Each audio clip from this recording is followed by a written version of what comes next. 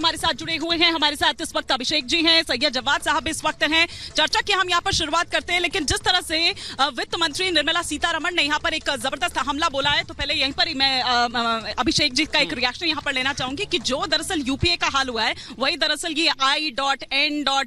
ये इंडिया जो आपने बनाया डॉट वाला, उसका भी हाल होने वाला है। देखिए, जब से इंडिया बना है, जब से इंडिया का गठबंधन हुआ है, भारतीय जनता पार्टी के टॉप के लीडरशिप से लेकर के नीचे तक के लीडरशिप को, कार्यकर्ता तक को पेट में दर्द हो रहा है। आज मैं बताना चाहिए इंडिया का मतलब क्या है। इंडिया का मतलब होता है कि गरीबों को, बच्चों को शिक्षा मिलना, स्वास्थ्य मिलना, बेरोजगारी दूर करना, महिलाओं को सुरक्षा करना। जो आज हिंदुस्तान अपने नाजुक दौर से गुजर रहा है, मणिपुर से लेकर के हरियाणा तक देश में नफरत का माहौल है, महिलाओं का वहां पे विस्थापन हो रहा है, बच्चों के ऊपर प्रताड़ना किया जा रहा है। वहां पे लगभग 60,000 लोग विस्थापित हो गए, 55 घर जला दिए गए। भारत के गृह मंत्री आकर के बयान देते हैं कि सेना के ऊपर ठिकरा फोड़ रहे हैं। आज देश के अंदर निर्मला सीतारमण ने कहा है कि आपके मोहल्ला क्लिनिक के जो आप वादे करते हैं, दावे करते हैं आम आदमी पार्टी की सरकार, कर्नाटक के मंत्री आए कांग्रेस की सरकार से और वो कहते हैं कि निराशा हुई। मृदुल भाई, मुझे बड़ा हास्यास्पद लगता है, पिछले 25 सालों में दिल्ली के अंदर 6 विधानसभा चुनाव हुए। 6 विधानसभा चुनाव में भारतीय जनता पार्टी मुंह की खानी पड़ी। इनको आम आदमी पार्टी का आने के मुंह की खा ही रहे हैं, लेकिन कांग्रेस के मंत्री ने जो बोला उससे सहमत हैं आप? मैं वही कहना चाहता हूं कि भारतीय जनता पार्टी या कांग्रेस और आम आदमी पार्टी कोई बयान देता है, उसको तीर का तार बना रही है। हाँ। लेकिन खुद के 38 लोगों गठबंधन के, जिसमें एक अपना समर्थन वापस ले लिया, एक हेडलाइन नहीं चल रहा, एक भारतीय जनता पार्टी का कार्यकर्ता राहुल लाल जी इतना ही नहीं, बल्कि उन्होंने ये भी कहा कि आपका जो भ्रष्टाचार है ना, वो भी जनता को यहाँ पर याद है, और जो हाल दरअसल यूपीए का हुआ है वही इंडिया का होने वाला है। राज्य में आप आपस में लड़ रहे हैं, केंद्र में आप एकता दिखाने की कोशिश कर रहे हैं। देखिए, टीम इंडिया इतनी मजबूती के साथ चट्टान के साथ खड़ी है और इनको तो खुश होना चाहिए भारतीय जनता पार्टी के लोगों को कि इन्होंने अपने टीम का नाम इंडिया रखा है।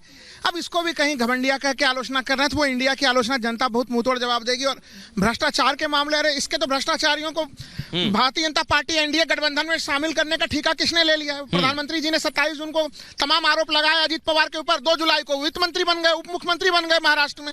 तो इसलिए ये तो देखिए बेबुनियाद चीज है। हिमानी, यहाँ पर निर्मला सीतारमण ने एक और महत्वपूर्ण बात कही है। मैं सौरभ दुबे जी भी हमारे साथ जुड़ गए, जो राजनीतिक विश्लेषक हैं।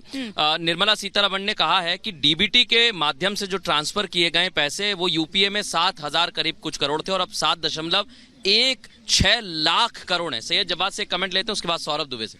नहीं, अभी तक इतने प्रधानमंत्री देखे और भारत के ऊपर जो कर्जा था वो 55 लाख करोड़ रुपए का था, अब 155 लाख करोड़ का हो गया है।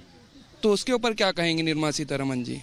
और रुपए के प्रति जो है आप देखेंगे डॉलर कहाँ पहुंच गया है। और माननीय प्रधानमंत्री जी कहते थे कि जैसे जैसे रुपए की वैल्यू कम होती है, जैसे जैसे डॉलर की बढ़ती है, वैसे वैसे देश की गरिमा भी गिरती है। क्या कहेंगी माननीय निर्मला सीतारमण जी?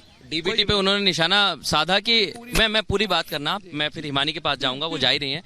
डीबीटी पे राजीव गांधी जब कहते थे कि 1 रुपए जाता है तो कुछ पैसे ही पहुंच पाते हैं, बाकी तो पहुंचते नहीं, तो ये डीबीटी इस वजह से कम था क्या? नहीं, देखिए, एक वो शेर है बड़ा मशहूर, तू इधर उधर की ना बात कर, ये बता के काफिला क्यों लूटा, मुझे राहजनों से गिला नहीं, तेरी रहबरी का सवाल है। जो सवाल पूछे जा रहे हैं उनके सवालों के जवाब भारतीय जनता पार्टी दे ही नहीं रही है। तो तमाम ऐसे सवाल, कल तो राहुल गांधी साहब ने वो बोला नहीं है, वो तो गरजे हैं, और जो बरसे हैं वो भारतीय जनता पार्टी आज तक जवाब नहीं दे पा रही है। सौरभ जी, सदन में आएंगे, संसद के अंदर आएंगे, तब तो जवाब मिलेगा। सड़कों पे थोड़ी ना मिलता है, सड़कों पे जाके आप चिल्लाते रहेंगे, कुछ भी बोलते रहेंगे। अरे जवाब चाहिए तो सदन में आइए, संसद में आइए। अभी तक आप इतने दिन से गायब थे। कल राहुल, लेकिन जैसे मैं एक बार सवाल भी करना चाहता हूं। आपने कल राहुल गांधी जी के लिए रेड कार्पेट बिछा दिया आपने, वो आए और बिना तर्कों तथ्यों के बात करके चले गए, और लास्ट में जाते जाते कृत्य ऐसा कर गए कि भैया उस पर शर्मसार होना पड़ रहा है पार्टी को। देखिए, डीबीटी के माध्यम से, उसके माध्यम से सब सरकार की बहुत उपलब्धियां रही है, बहुत बड़ी।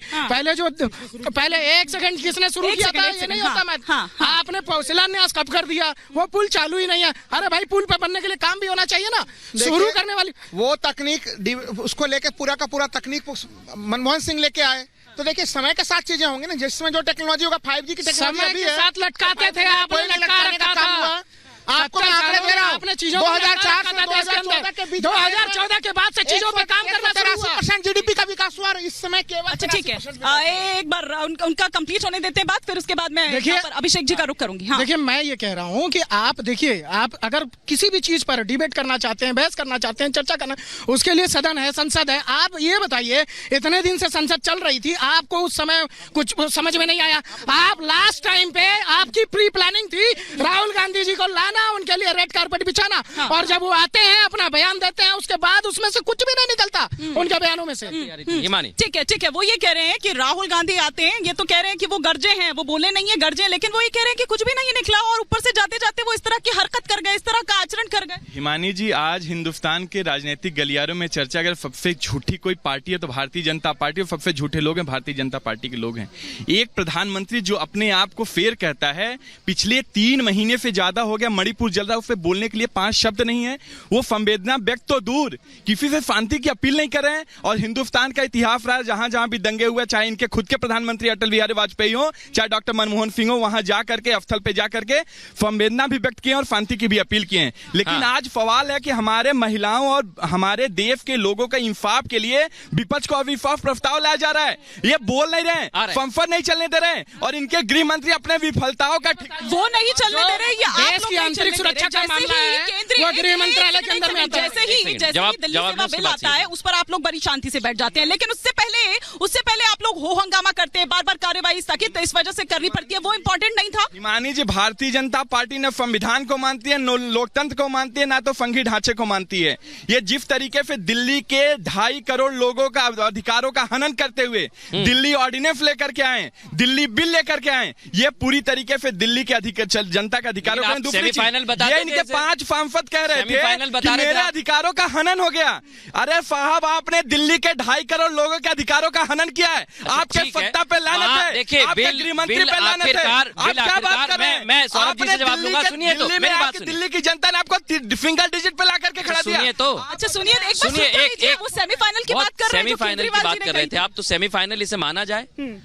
मैं बोल रहा हूं कि हमने ये हुकूमत से लड़ा जो तानाशाही रवैया अपनाई है, जो हिंदुस्तान के लोगों पे तानाशाही थोप रही है। सेमीफाइनल हार गए ना आप, सेमीफाइनल हार गए साहब, आपके पास संख्या बल था, आप वहां पे जीत के हम लोग। ये तो आपको पहले भी पता था ना, ये तो आपको पता था कि संख्या बल उनके पास है, तो फिर आप किस बेसिस पर लेकर आए थे? खैर, एक बार सौरभ जी का रिएक्शन ले ले, फिर उसके बाद जवाब। जी वो बार बार बोल रहे हैं कि आप सिर्फ बातें ही कर रहे हैं और कुछ नहीं कर पा रहे। ये देखिए, आम आदमी पार्टी के जो प्रवक्ता है, इनको नहीं पता, इनकी पार्टी तो खुद ही कांग्रेस के चक्रव्यूह में फंसी हुई है। भाई, ये जो गठबंधन बनाया है, ये कांग्रेस ने चक्रव्यूह बनाया था अपने लिए, राहुल गांधी को दोबारा रिप्रोजेक्ट करने के लिए। जब वो यहाँ पर राहुल गांधी जी को लेकर के आते हैं, तब इन लोगों को लग रहा था कुछ ऐसा बोलेंगे, हम लोग को कुछ फायदा होगा, पार्टियों को फायदा मिलेगा, लेकिन वो सबका नुकसान करके चले गए। सबसे मजे की बात है, और बिल्कुल सही, आप देखना सबसे पहले यही पार्टी है जो एक सेकंड पहले जरा यहाँ पर सुन लेते हैं, क्योंकि प्रधानमंत्री मोदी मणिपुर पर क्या कुछ कहेंगे, इसका इंतजार दरअसल गौरव गोगोई को भी है। उधर हंस ये कह रहे हैं कि पीएम जब बोलेंगे तो विपक्ष भी शांति से सुनने को मजबूर हो जाएगा। जरा सुनिए।